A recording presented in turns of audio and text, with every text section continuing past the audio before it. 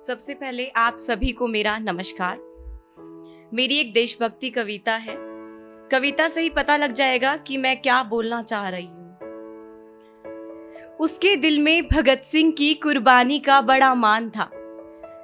उसके दिल में भगत सिंह की कुर्बानी का बड़ा मान था। फौज की वर्दी पहन करना तिरंगे का सम्मान था।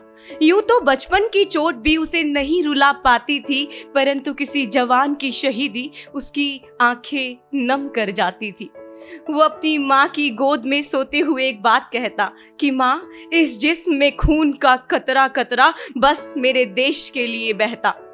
तेरे आंचल की खुशबू सरहद तक ले जाऊंगा, तेरे लाल की कहानी हर दिल में सजाऊंगा।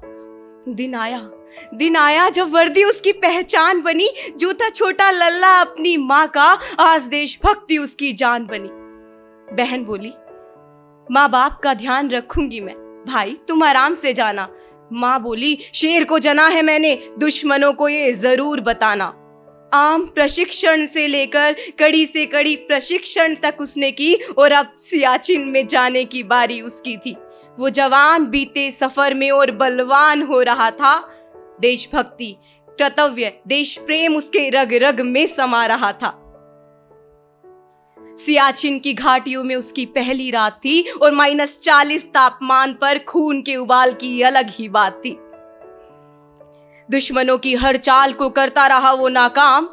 दुश्मनों की हर चाल को करता रहा वो नाकाम। ना कुछ खाया ना पिया, लड़ता रहा बिना किए आराम।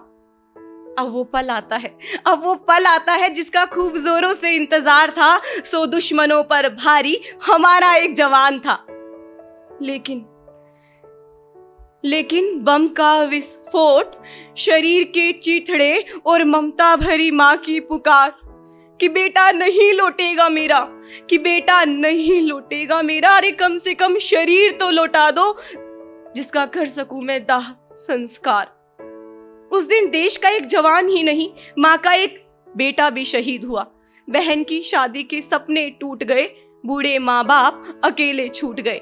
परंतु एक काम वो सराहनीय कर गया। न जाने देश के कितने बच्चों में देशभक्ति की भावना भर गया।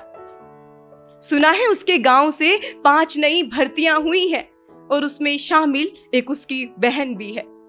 कुर्बानी का सिलसिला ऐसा जो रुकेगा नहीं। तिरंगा था, तिरंगा है और झुकेगा कभी नहीं। जय हिंद, जय भारत।